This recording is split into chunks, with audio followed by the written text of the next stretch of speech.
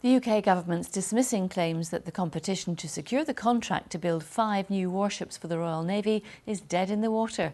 Defence officials insist the target date for the first of the ships to be delivered by 2023 still stands, even though the tendering process for the Type 31 frigates has been suspended. Our business correspondent David Henderson reports.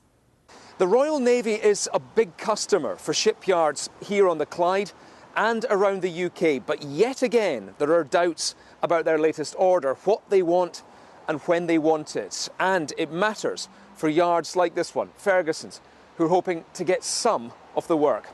Right now, the Govan shipyard on the Clyde, 20 miles upriver, is building the next generation of anti-submarine warships, the Type 26 frigates. And UK ministers say that guarantees 20 years of work for thousands of people.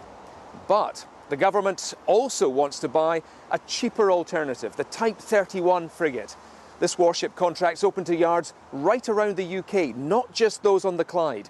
And Ferguson's hope to pick up some of that work.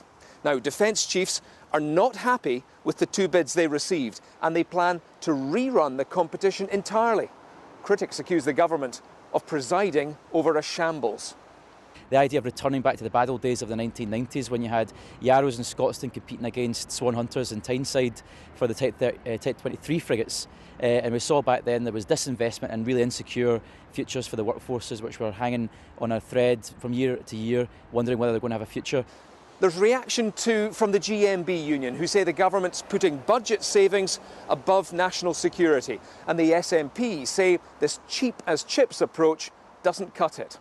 Now, the Ministry of Defence still insists the shipbuilding programme will not be delayed and they'll rerun the competition, and yards like this one can still bid for work. They say the first of these warships will still sail 5 years from now.